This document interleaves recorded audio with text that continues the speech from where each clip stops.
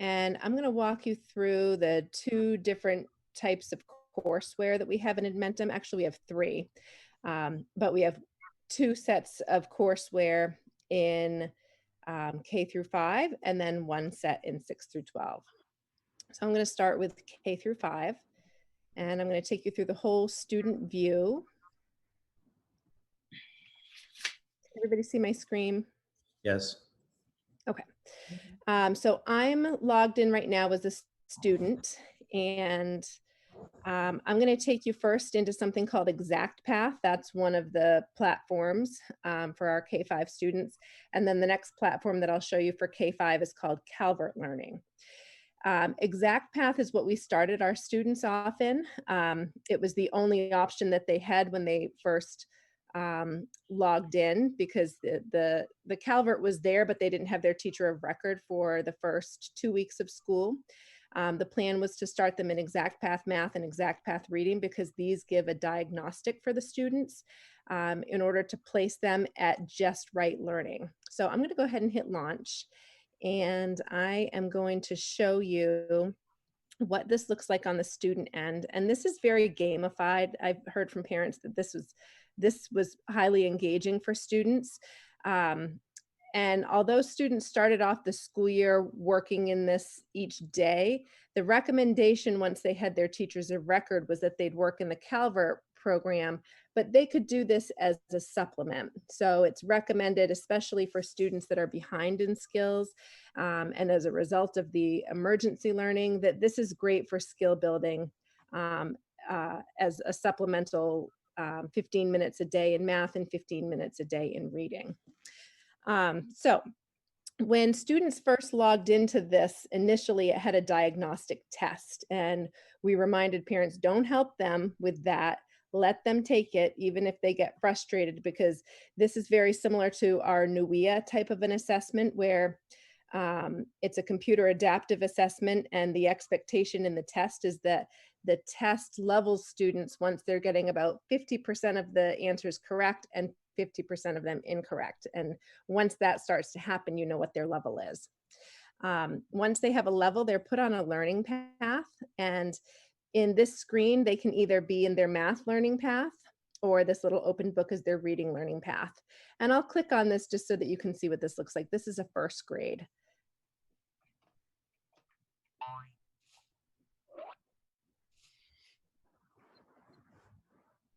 Which is the correct equation? And if students click on an answer that's incorrect. Use these pictures to help you. Which picture shows the sheep subtracted correctly? If they click on an answer that's incorrect, it will give them a hint. It will give them a strategy. So this gives them a picture strategy to use so that they can get the right answer. And then they can continue on to the next one.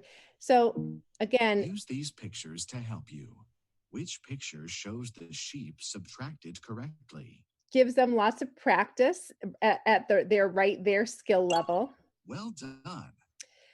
And then they can switch their learning path after they've worked through some of their math problems. They can switch their learning path and work on their reading.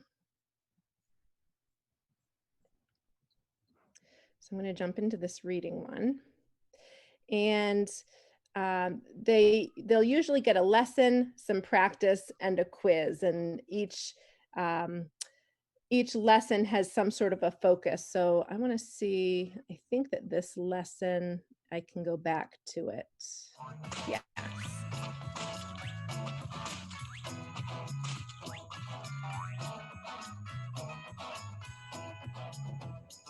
Hi, Meg.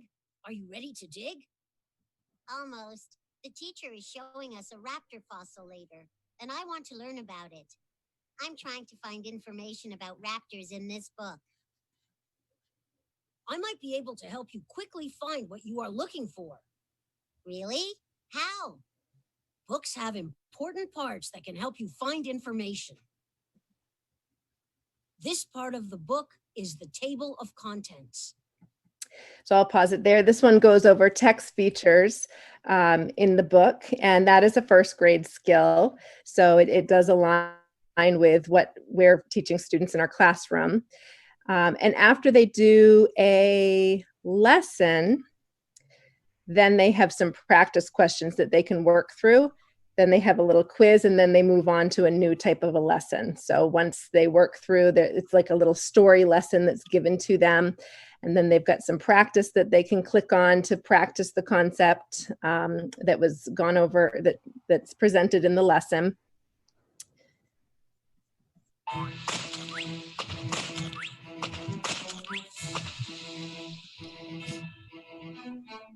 Books have important parts that can help you find information. The table of contents tells you the names of the chapters and the pages they start on. A heading divides a text into parts. It helps you know what information will be in the text after the heading. The glossary tells you the meanings of important words in the book. A glossary is at the back of the book, and the words are in ABC order. The index is a list of the listen to and read the question. Then choose the correct answer. Select the question mark button to replay the tutorial if you need help. Which text feature is this?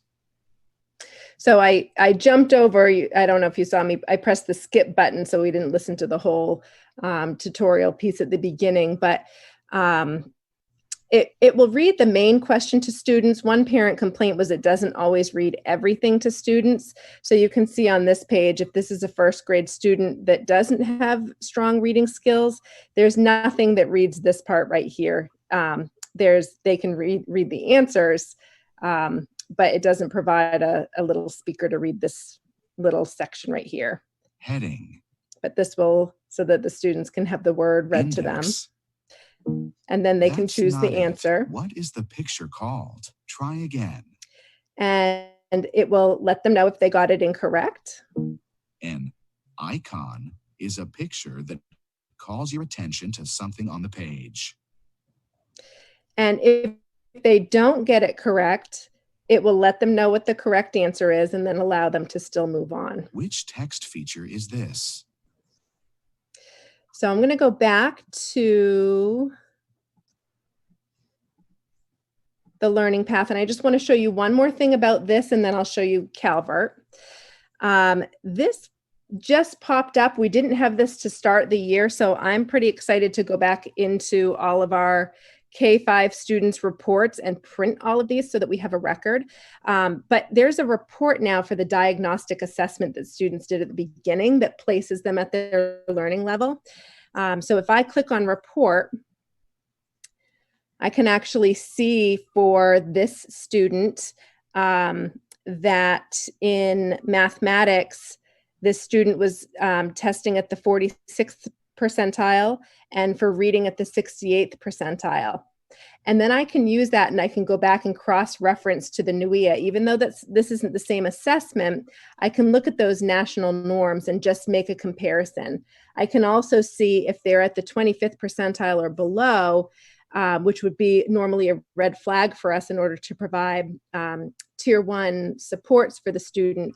We'll be able to gather that type of data as well. So those just popped up recently. So that's really exciting to have. And we can actually drill down into this. I'll pull up math, for example. These are all of the same domains that align with our Common Core standards. And I can expand these and I can see what level, this is a first grade student, I can see what level they're on in each of these sub-skill areas. So this first grade student might be a little bit behind in addition and subtraction and number composition, but right on target in real world problems, addition and subtraction properties, a little bit of ahead in area by counting and fractional parts. So this gives me some pretty robust data, even though we didn't administer the NUIA assessments to our offsite kids. So I'm really excited to have that. I am going to go back now. I'm going to log out of, this was Exact Path. And now I'm back on the student's dashboard. And this was how I got into Exact Path. I just launched this. I can launch any of these other courses. These are all in Calvert. All of our K-5 students have 6 courses in Calvert. And regardless of which one you launch it from, it takes you to a whole new platform. So we were in the Exact Path platform. Now we're in the Calvert platform. And in the Calvert platform, all of my subjects are listed down the side here. So I have my first grade ELA, my first grade health, my first grade math, physical education, science, and social studies. And this is set up like a daily schedule so that students and families know what they need to be completing each day. So, of course, it started with day 1. They should be completing all of the lessons in order, but you will see times when this student skipped around. There are some students that work ahead in some subjects. So rather than completing one piece of each subject each day, they might really be gung-ho in math. And you'll see this student, for example, if I click ahead to day 15 here, this student really just kept right on going in math. And wanted to work ahead in that subject. So there's a lot of flexibility, but we do want students to try to make sure that their day matches pretty close to how many days they've had their teacher of record in Edmentum, so that they're completing the coursework in a timely manner. I'm going to show you a couple of things about what this platform looks like and what the work in here looks like. So I'm going to start by pulling up English Language Arts. And when I click on this, all of their curriculum is organized in Calvert the same way. It's all organized with this project, learn, use, and show method. So all of their lessons are color-coded. In the ones that I'm going to pull up, you're going to see at the top, they look like they're green because they're going to be lessons that students are working through as they're learning the content. Every once in a while, they're going to see the purple because they've got a little assessment to do to help them show mastery. And then I'm also going to show you an example where they get to do a project and they're doing some of the showing within that project. So the curriculum is set up so that they have all of those different types of learning opportunities embedded. So I'm going to show you Unit 1. We're going to do the setting of Stella Luna.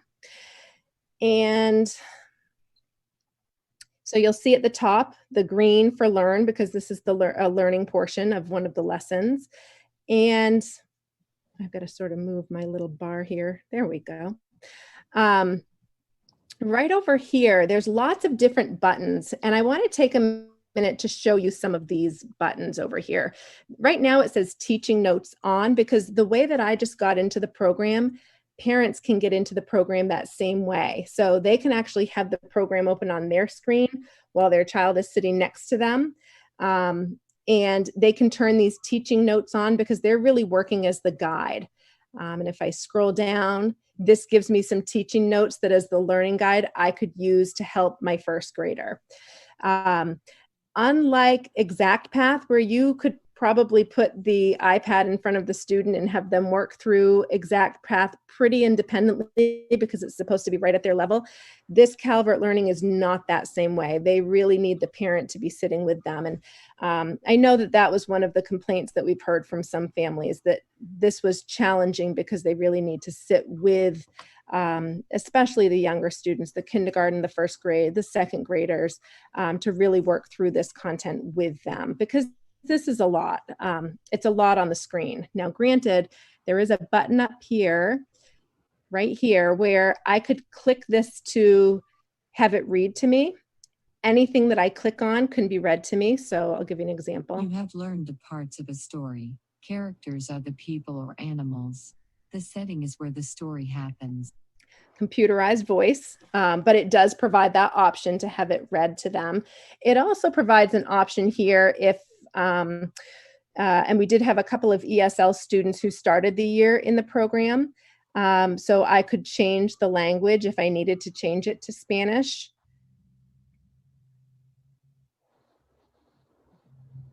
It only takes a second. Let's see if I can get it to click over.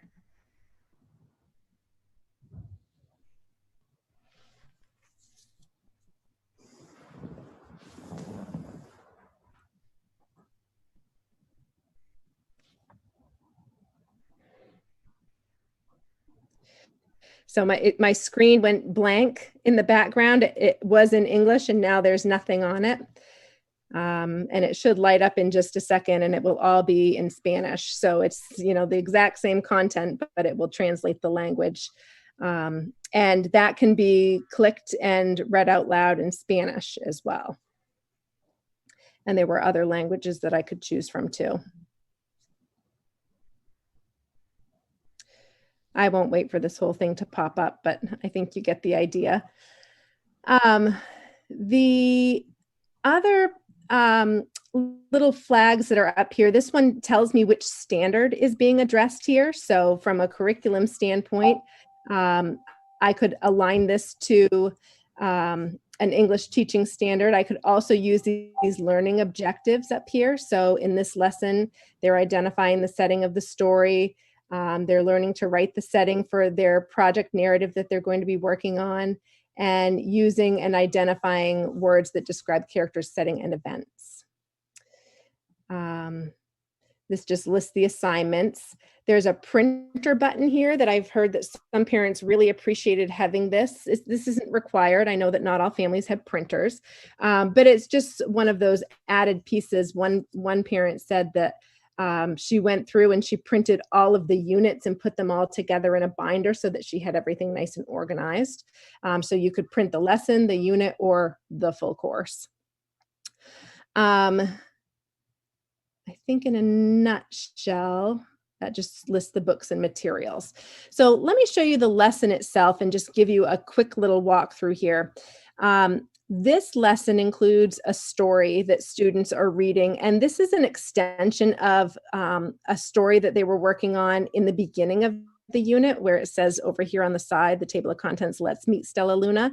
So they stick with that text for a little while, and they do lots of different learning activities around that text, whether it's vocabulary or grammar practice, or in these younger grades, phonemic awareness or identifying sight words. And these are all skills that we're working on with our texts in school as well. So it does align really well to those early learning grade level skills that we've identified. Anytime it has a highlighted link here, these are the links that will take you to Houghton Mifflin or Realize Reader or other brand name curriculum materials that they've partnered with in order to provide learning resources for these families. So Stella Luna, I think, is a Realize Reader resource. And it opens up. This is the book, and of course it's all digital, so this is a digital book. So starts with the cover, and I've got to move you guys again, sorry, just to get to all my buttons. Bear with me. All right, so there's the cover. I can hit the next button. Got my table of contents. There's a play button here. Stella Luna by Janelle Cannon. Click the next button. And once I get to the beginning of the story, I'm going to see another one of those play buttons, so that if there's not a parent that's sitting right next to the student, to help them read it. And a first grader at the very beginning of the year would probably struggle to read something like this. So they've got this play button here. In a warm and sultry forest, far, far away, there once lived a mother fruit bat and her new baby. So the voice on these stories is a little bit better than the one that's on the Calvert Learning. It's a little less computerized and it's nice and slow. So there's the text. I'm going to go back here, and the rest of this walks students through a lesson, and it references a learning guide. Talk about these questions with your learning guide. The learning guide is the parent. It's the person at home that's supporting the learning. And that was one of the questions that I asked parents as they were signing their students up for offsite. I said, will you be able to support the learning at home? And that was also one of the questions that we included on the survey as well, because that was really important important and really critical, especially for the young kids, that there's somebody at home in order to support this. Anytime, again, that there's a link here. So this is a Freyer model for vocabulary. This is a great vocabulary strategy. We do strategies like this in the classroom. It gives them a Freyer model here. Parents could draw this out on paper if they want the students to handwrite it. Or when this is on the iPad, one of the things I've shown parents how to do is take a screenshot and use the edit tool so that students can write right on this on their iPad. Because a lot of these are PDFs, so this isn't interactive itself. But if they take a screenshot, then they can edit right on their screen. Or again, you know, any piece of paper would work to replicate something like this as well. There's those teaching notes that are there to help the learning guide. And then at the end of every lesson, it asks students to rate their enthusiasm about the lesson. And this is so that the people that are creating this can get that feedback, but also so that students are reflecting what they were thinking about, sort of that metacognition piece about learning. I want to show you one more thing about the Calvert side, and then if you have any questions about the K-5 piece, I'll address any questions, and then I'll show you the 6 through 12 courseware. So I showed you ELA. I'm going to go back to my dashboard here. I like my daily schedule view a little bit better. Lauren, I wanted to point out that they're doing health, and they have their curriculum has some mental health and social health. So just like we're offering in school with our second step, this isn't necessarily second step, but there are lessons in here that align to the social emotional learning. Great. Great. So I wanted to show you science. Let me jump into science here.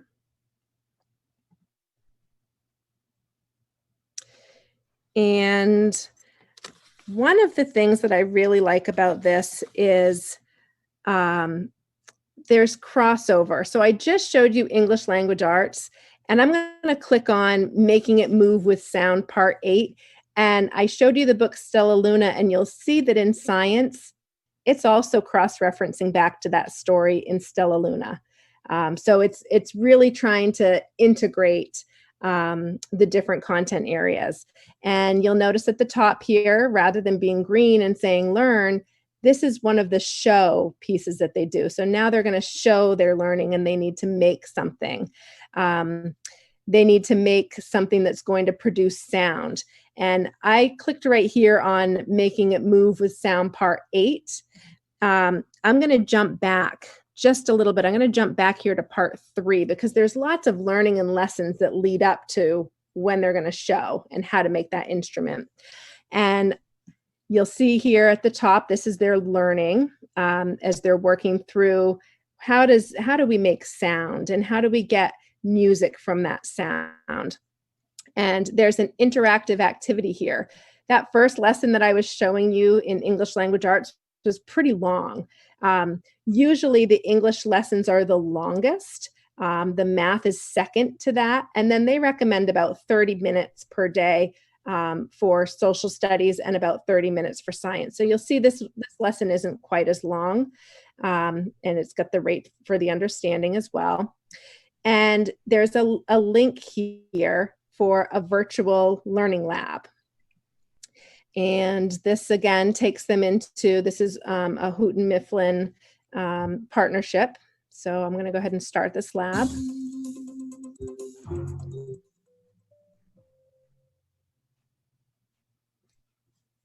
Welcome to the lesson, How Do We Make Sound?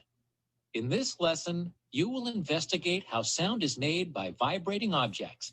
You'll also learn that the length of a string that is vibrated affects the pitch of the string. And this is a slideshow. So I've got a little arrow here at the bottom, and I can go to the next slide. Our world has many sounds. Click each image to hear the sound.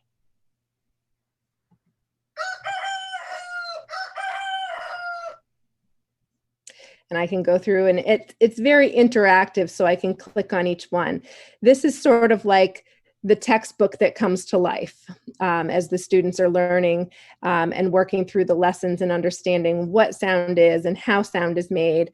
Eventually they get into vibration, and their learning builds so that they get to the project and the show portion. And then I'm just reminded of one other thing that I wanted to show you, because as they're being assessed, they do get feedback as well. So I'm going to jump back. Whoops, I jumped back too far. I'm going to go back into the Calvert platform. And there's a little bell up here.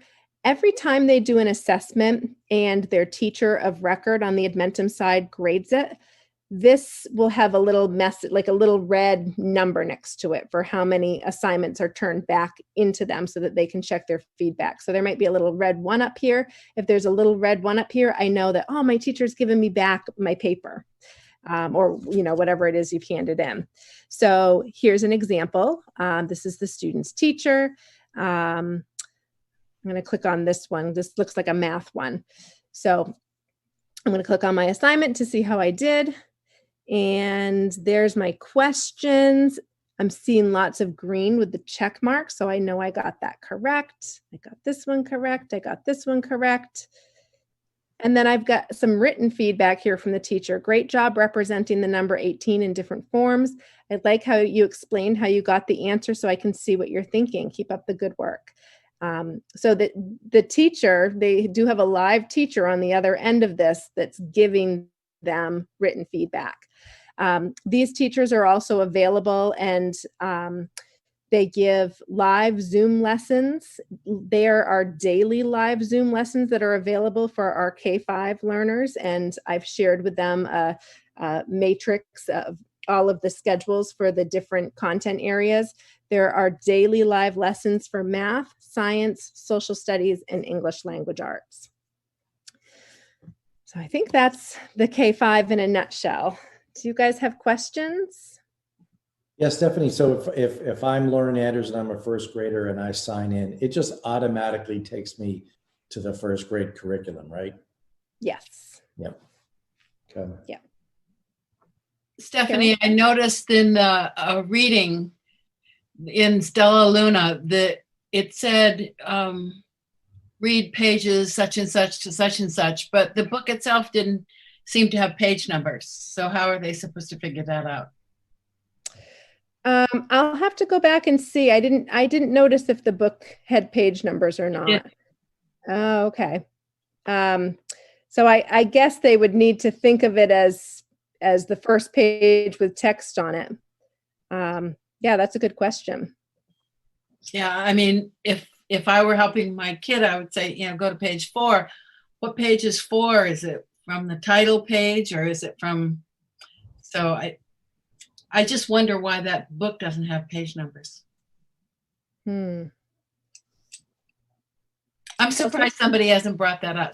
One of the parents hasn't brought that up. I haven't heard that. I have heard issues with those Realize Reader books not loading. We had a big issue with that at the beginning of the year. Pearson is the company that was recently purchased by Savis Learning. We've had issues within our district as well with PDFs not uploading properly. So lots of technology glitches. Unfortunately, I think when Edmentum partners with a lot of these other big names in education, they get the links, and whether or not the links are working isn't necessarily on Edmentum, it's on some of these partner companies. So I know that was a frustration for families at the beginning of the year, and we were doing lots of workarounds. Like for some reason Edmentum works really well in Chrome, but Realize Reader didn't want to open in Chrome. It would just sort of circle over and over and over, but it opened in Safari. And so most of the program works in Chrome, but then I've got to go into Safari and I've got to open Realize Reader. So it seems to be working really well now, regardless of the platform. So I think that the Savis company has made some workarounds for that, but I know that was a frustration at the beginning of the year. Chelsea, you had a question? Yes, I did. Thanks. Sorry for interrupting. I know it's hard to see right here. So I have two questions. My first is, you mentioned that normally you would look at a report, and if a student was below 25%, you would recommend them for Title I. So what happens to our remote students in that situation? They, not Title I, Tier 1. Oh, okay. So we have our RTI process has different tiers. And if students are below the 25th percentile, we flag them as needing a Tier 1 level intervention. If they have a Tier 1 level intervention, and that might mean a teacher has set a goal for them, they're using strategies, they're gathering some data to see if those strategies are supporting the student and making a difference. If they're not seeing a difference, and the data is showing that the student continues to struggle, then they might be recommended for a review, an RTI review, and the recommendation might be that they then go into Title I. Currently, our students that are in Title I are still connected with the school and receiving services, but students who we didn't have assessment data for, that would be new to either needing a Tier 1 plan or going into Title I. Again, we just got those reports. So we'll have to figure out really what that will look like. And we're just in sort of preliminary conversations about that. Okay. So my second question, I was thinking about the learning guide, and you were talking a little bit about how you made sure parents were aware that they needed to be a learning guide. Since I know that you're probably thinking, are we going to, right now, about whether we're going to continue for the spring, how are you thinking about the accessibility issue for parents who are not available to be that learning guide? Particularly because I imagine we may have more parents who want to transfer over. Well, one conversation that we've had is really having families think about what the need is in terms of switching. So at the beginning of the year, we opened it up to any family that wanted to take that option. And we had a lot of switching back in person or switching to homeschool. So there were a lot of changes. I think we want to make sure that parents that are choosing that option are doing it because there is a medical concern either for the student or a medical concern within the household, as opposed to just making the choice because it's a choice that's available.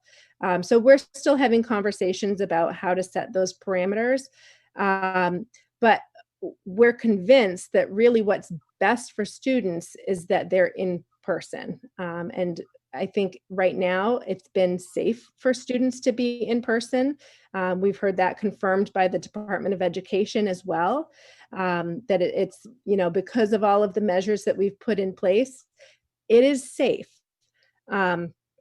So one of our worries for our students who are off-site is for the ones that don't have that level of support at home.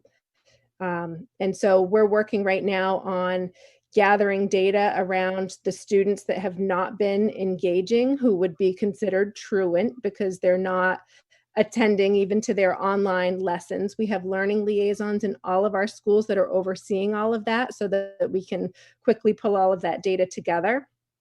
But, in terms of asking families, do you have somebody at home who can support this? If they say yes, we have to believe that they do, whether or not the families are able to follow through on their end. I think there's a lot of reasons for that.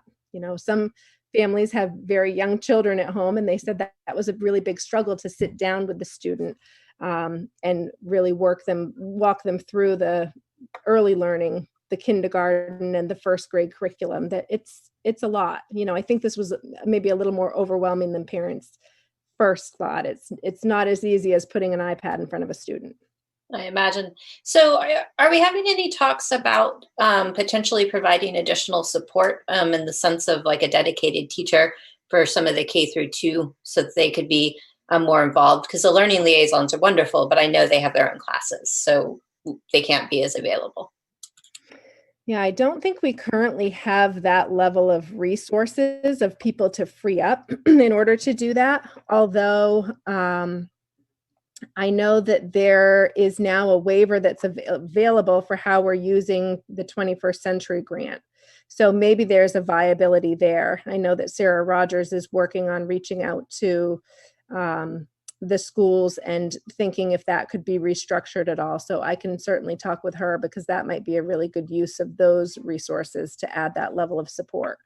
We do have at the high school one teacher whose position has been accommodated, and he is working on reaching out to all of the students who are at the high school level who need credit in terms of credit recovery, and also need that added layer of support of somebody who's available during the day to help with any issues within Edmentum.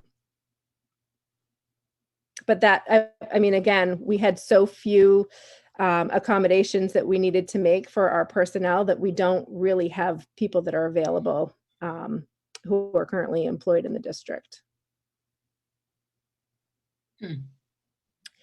Any other questions, K5? Gerald? A question about the teacher of record, or two questions. How many students is each teacher of record seeing on a daily basis? And do they see the same students day after day, or is it just a cycle? It's pretty much the same as it would be for any of our schools. So elementary, they have no more than 20. Some of the elementary have been switched around a little bit. So for example, if the teachers were finding that the students had a series of accommodations and it was a struggle to make that work within the numbers that they had, they have some teachers that specialize and they work with a special group of students, especially ones that may have, struggles of turning in assignments or needing extra help, maybe needing some extra one-on-one Zoom lessons in order to walk them through any concepts. So I spoke with a teacher. They're great.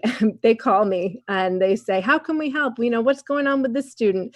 It's almost like we're sort of triangulating right now for some of these students. So we've got the Edmentum teacher calling, we've got our learning liaison, and then we've got me. So we've usually got those three contacts that are reaching out to these parents. But I had a teacher of record call me the other day, and she only works with 5 of our elementary students, and they were specifically assigned to her for that extra layer of support. But on average, elementary have about 20. I think with our district, they divvied them up. We have a teacher that works with kindergarten through 2nd grade at 2 of the schools, and a teacher that works with 3rd through 5th graders at 2 of the schools, and then the 2 other schools share a teacher. The 6 through 12 is a little bit different. Their load is larger, just like our 6 through 12, their load is larger. They usually average probably about 80 to 100 students, depending on the subject area.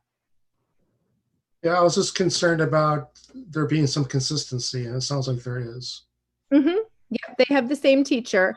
The live lessons are not always delivered by the same teacher, but their teacher of record is the one who's providing all of the feedback on their work, the one who's reaching out, scheduling conferences. K5 all had conferences that were offered to parents.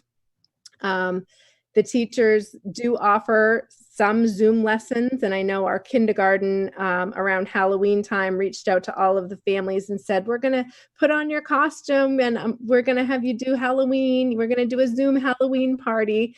So they're very interactive.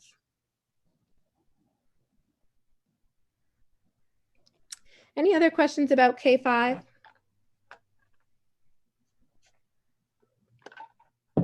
Okay, I will show you what 612 looks like. I'm going to just stop sharing my screen for 1 second so I can switch over here.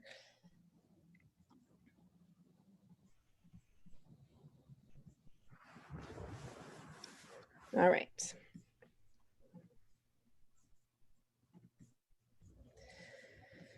So I'm in, again, the dashboard looks the same really for all of the different levels, this initial dashboard. And from the parent side too, this is exactly what the parents see. This is that new dashboard that the company put together at the very beginning of the year. It's called their Genius platform. And parents were a little bit upset about that. We didn't know that they were going to be going to the Genius platform. We had no idea when we made that purchase. I was told that there would be a login for the Calvert learning students. So I just showed you Calvert. And then there would be a login for the 612 students. And that if families had a child that was in K5 and one that was in 612, they would have to have 2 separate logins in order to oversee their students. And I was like, that doesn't sound great, but if it's what you got, we'll take it. And then soon after that, they developed this whole new Genius platform. So if I'm a parent and I've got a 2nd grader and a 6th grader, then I have one login. This is what my screen would look like. And in the top right-hand corner up here, I can toggle between my students. I can see all of their grades. I can see their pace. I can see all of their teacher contact information. I can see every message that the teacher sends them. I can see every message that my student sends back to the teacher. So they've got the full grade book and full access to all of the information and everything that the students are doing on Edmentum. And their dashboard looks just like this. They can get in to their student side just like I can get into this, this fake student here. So when I launch any of these, just like in Calvert, it's going to launch to a whole new platform, and this is called Edmentum courseware. So I'm just going to pick one and launch it. Oh, and I'm actually going to stop sharing my screen for 1 second because I don't think I logged out properly. It's got me still logged in as my 1st grader here.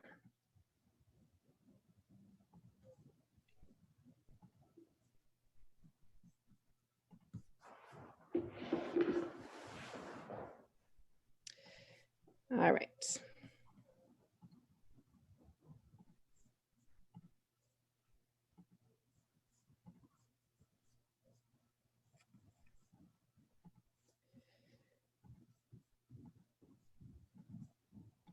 There we go. So regardless of where which subject area I launch, it takes me into this platform that is Edmentum courseware. And at the top here, I can see any messages up here that I get from teachers. So any emails, it goes to the student email so they can check their email, but it also, a copy of every email goes to their messages so that they can just check it all in one place and not have to toggle between their email app and Edmentum courseware. Everything can be done directly in this platform. Down the side, you'll also see alerts. So there are sometimes teachers will give reminders about exams. Sometimes they'll give reminders about a live Zoom session that they have coming up. Just like K5, all of these teachers offer Zoom sessions as well. They might not be with the same teacher, but there's Zoom sessions that are available that will walk through live lessons. There's also live help sessions. So there's 2 different opportunities for students. They can either go to a live lesson or they can go into a live help session and just bring their questions to that session. And we've shared with parents, there's a whole matrix of when those things are offered throughout the week. I am going to click on English, and I'm going to go into all activities. And I'm going to click on, well, first of all, I'm going to show you when I'm in a subject area, I have a little code across the top here. So if something is past a target date, so it's overdue, then I'll know. I've got a little warning sign here of, oop, I'm a little behind on some of these. So I know that I've got to get caught up on what I've got that's missing here. That would explain why you're getting a D. What's that? I said that will explain why you're getting a D in the class. Yeah, might be a little behind, a little off pace. It does also show all of the time that I've spent on the course, and it will also show down the side here how much time I've spent in each of the lessons. So all of our learning liaisons have access to this as well. So if we start seeing that a student's grade is dropping, or we see that they are not on pace or haven't been logged in for very many minutes, usually the grade starts to equate to that. You know, the less that you're logged in and doing your work, usually the grade is going to start to drop. So that's a good indicator. And we have the ability to sort of dig into why that might be happening. You know, what is it that they're not spending time in? The coding across the top also shows if it's green, it's completed. If it's blue, it hasn't been finished yet, it's still in progress. And if it's yellow, it's not mastered. It does allow students to retake. Some teachers just ask for an email, they'll say, just email me, let me know if you need a retake. Some of them allow only one, some of them allow multiples. I'm going to click on this defining characters in fiction. And I'm going to go ahead. You'll see this one. I've got a tutorial that I need to work through, and then I have a mastery test after the tutorial. So I'm going to want to make sure that I do the tutorial. I actually think it doesn't even unlock the mastery test unless you've at least started the tutorial. This tutorial starts with a video.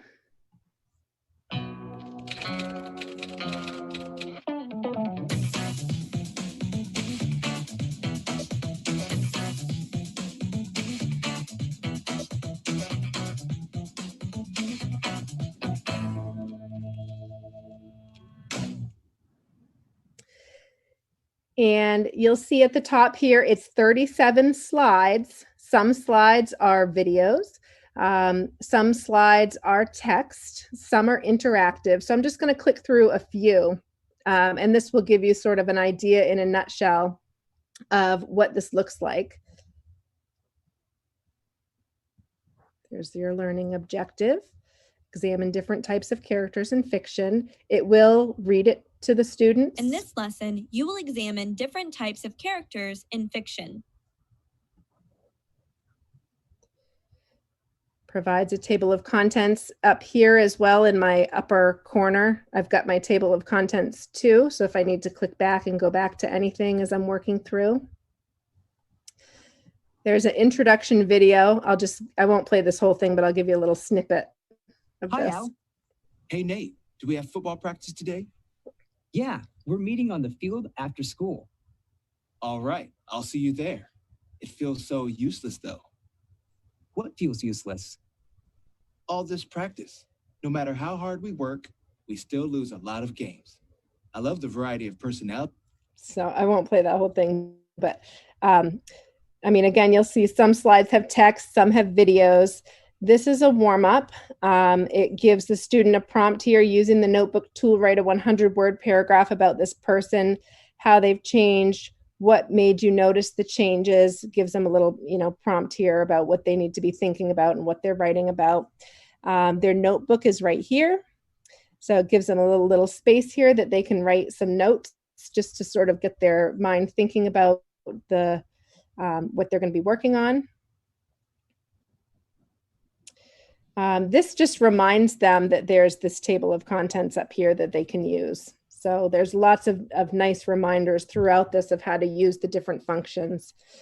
And then this works through lots of different definitions. Again, students can press the play feature so that they can hear it read to them. Protagonist, antagonist, secondary character, and then here's one of those interactive learning pieces. So they actually, on their iPad, they drag with their finger, but they can drag. This actually, I just double clicked on this. It gave me the definition. So that would help me. Oops.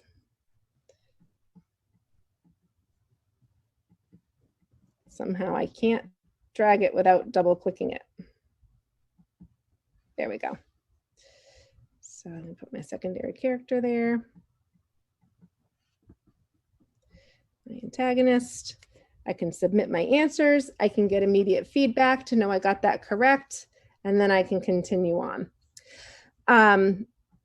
So I'm gonna save and exit. There has been a glitch with students saving. If let's say I started at 11 o'clock and at 11:30, I work through a little bit of this and I don't hit the save button and I decide to go take an hour lunch. Maybe I have lunch and then I go for a walk outside and I come back to my work. If I don't log back in and I had not saved my work, a student might continue working on, and then they might get to a part where they need to type a little essay and they go to submit it and nothing will submit. It will look like it's submitted, but what's really happened is that Edmentum has timed out because it will think that the student has stopped working and it doesn't recognize when a student comes back to it. So that's been a little bit of a frustration on the family side. I've had a few calls about that, and the workaround is making sure that anytime they're logging in, even after lunch, they start fresh. They save everything before they close out, and they log in fresh each time they sit down to work, because otherwise Edmentum will log them out. It will even log them out, or it doesn't officially log them out, but it will even sleep and not recognize that they're working if they open up a new tab and go on Facebook and they're not actually in Edmentum actively working, or if they pull up another app and they're working on a game. So Edmentum knows when they're in the program, but it doesn't know after they've left when they come back to it. And so that's caused a little bit of a glitch, but it does, you know, once they've logged in and they've opened the program, it does start tracking their time, and then the time stops being tracked once there's inactivity. I want to show you one more thing, and then I'll take any questions about the 612. I want to show you, let me go back. I'm going to go to my little home button here so I can see all of my subjects. And all of our middle school students are taking 5 subjects. They're taking English, math, science, social studies, and health. And I'm going to show you science. So this is science with virtual labs. And I'm going to jump into this course activity right here. If this was the activity that I was last working on, I have the option here to click continue, or I can click on all activities, and that's what takes me into where you saw all of the assignments that I had that were late. It takes me in to see all of my assignments and all of the units. But I'm going to click on continue just so it will bring me back into my what I was working on. And just like in English Language Arts, this is another one of those slideshow presentations where I can toggle up here. This is examining cells. Gives me my objectives. This is sort of like a textbook, where in a typical textbook, you might have some text and then it's got the definitions in bold on the side. Well, these definitions are embedded, so I can click on these to find my definitions that I might need to understand this lesson. And this lesson is also going to be about using a microscope. And we have not sent microscopes home to all of these students. So I'll show you what the workaround is for this. So it does give students information about using a microscope, how to use a microscope, how to prepare a slide. This is an activity that students are going to be doing, so it shows them here what their scoring guide expectations are. And it gives them an activity here where they're using a model. And this is one of our science standards as well. Usually, many of our science standards include the use of a model. So this is giving an example of that, using a model to think about the scientific process that's being studied here. And so they've got to use this model to think about what organelles are being represented. And they've got to do a little writing here, identify and describe 2 limitations of the model that's presented. And then they've got to design their own model. So that's something that they would submit for feedback from the teacher. And then this one is about using a microscope. In this activity, you will view organisms through a microscope using prepared slides and wet mount slides. Again, our students don't have those that are sent home to them. So what I want to show you, this gives them pictures. So they're learning, they're using the pictures rather than using the microscope and preparing the slides themselves. And then this one provides a microscope simulation. Now this is a 7th grade class. And so these 7th graders in a regular 7th grade classroom would be doing this. They would be working with a microscope, understanding the different magnifications in a microscope. And so when I scroll down here, I'm going to open the microscope simulation.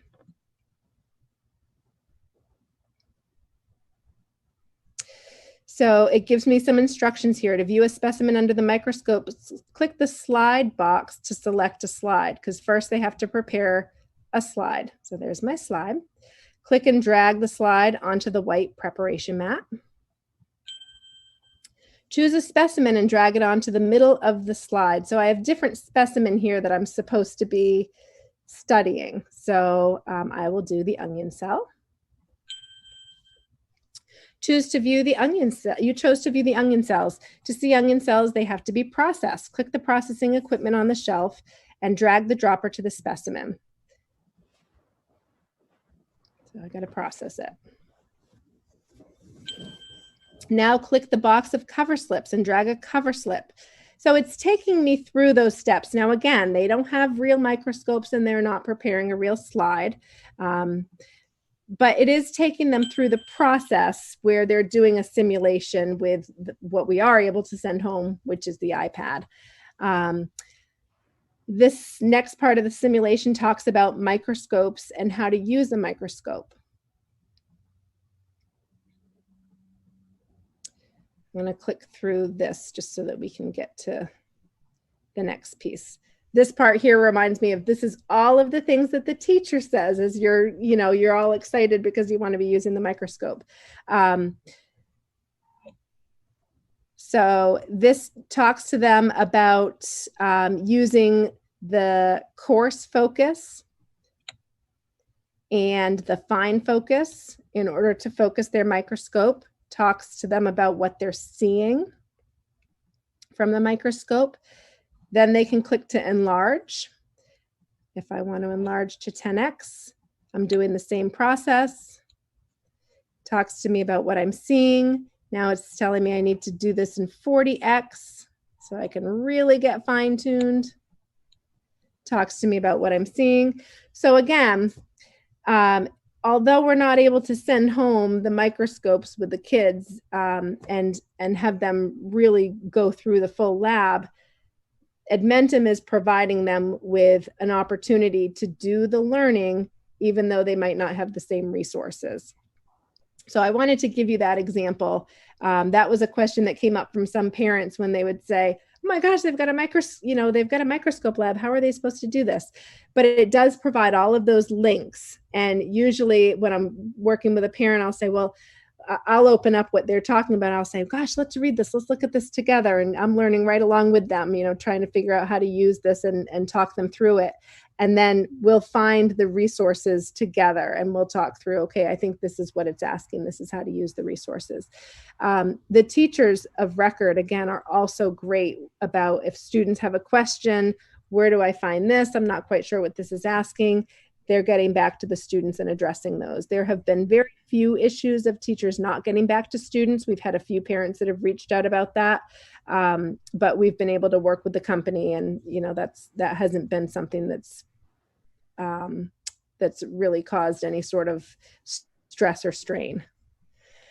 So I will back out of this, and I'll leave it up on my screen in case there's anything else that you want to see, but I'll open this up so I can see all your faces. Do you guys have any questions about the 6 through 12 courses?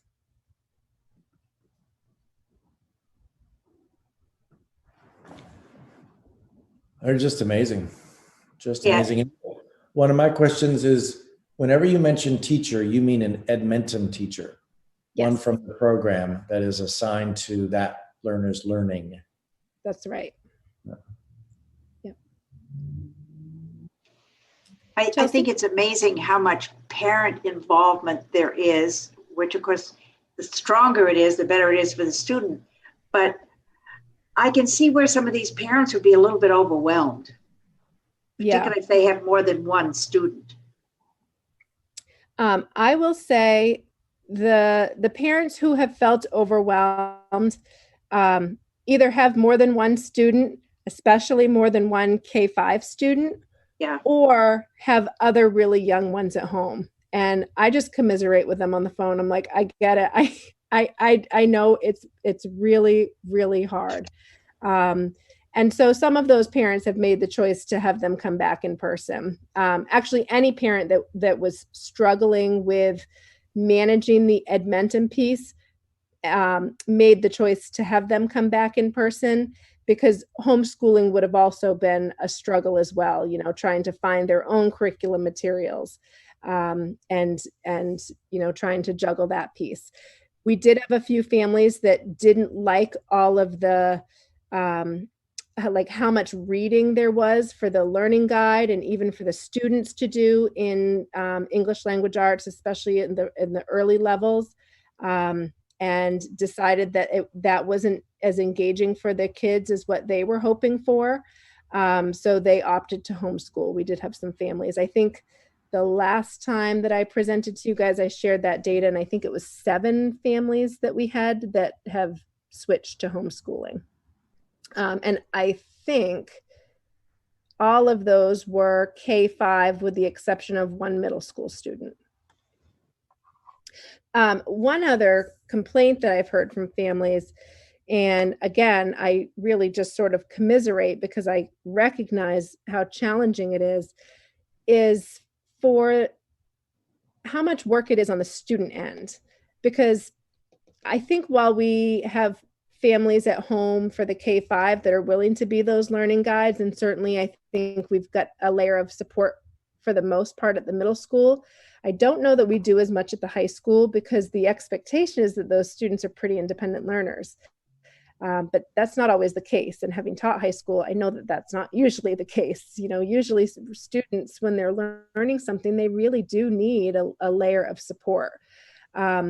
So students are, and families might say things like, I don't know that I would be equipped to teach them Algebra 2, or, be their learning guide for Algebra 2 or that science class, or, they don't feel as confident about some of that. But that means that the student is having to read through, interpret, clarify for themselves the information, when really that's not usually the student's job. That's usually what the teacher in the classroom is doing. Our teachers do a lot of that work of presenting the information, presenting it in multiple ways. That's another thing that they don't necessarily have in Edmentum. If it's not working for a student the way the teacher has initially presented it, they work on another strategy. They approach it differently with a small group or with a student. And so the kids at home don't have that teacher that's doing that level of work. They're having to do it, plus they're having to do the student side as well. So I know that that's been tricky, and we've had a couple of parents that have expressed that.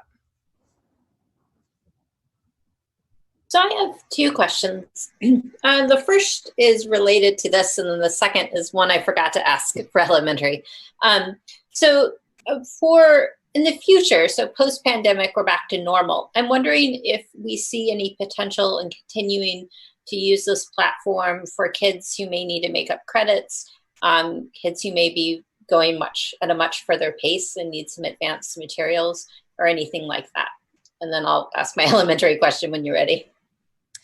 Yeah, we actually used something similar to this. It was called OdysseyWare. And I think actually now OdysseyWare was purchased by Edgenuity.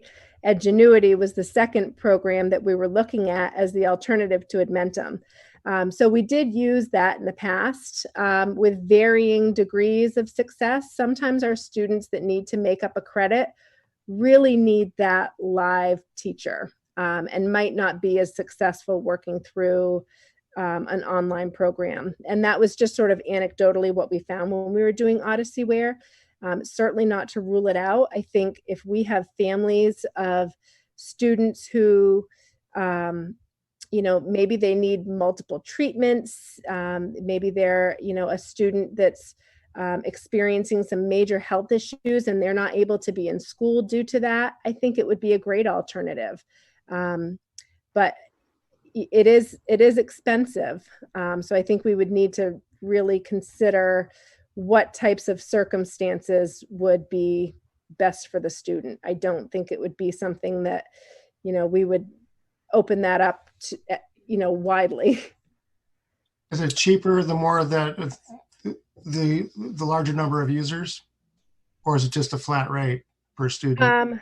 It was because what we actually purchased is called Ed Options Academy, and it was it's a per student rate that we paid, and it's $1,600 per semester per student for K-5, and it's about $1,250 per semester per student 612. So it's a little less expensive for 612, but it's still pretty pricey.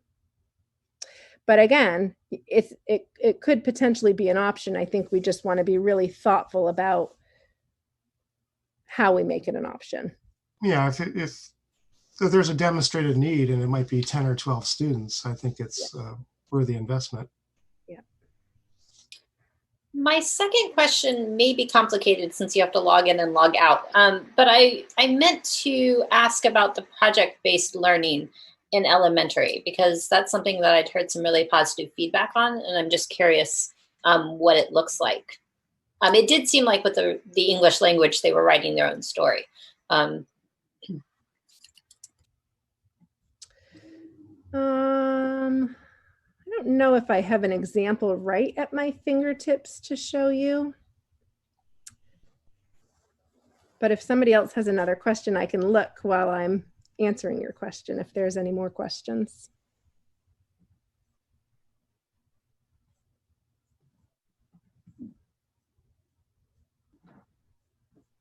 That's just a statement that it just sounds like a great resource that you found and you've deployed, and parents and teachers, parents and students have adopted for their remote learning needs. I mean, I try to imagine what it'd be like to be a teacher in our school system and teaching your regular classes and students as best you can.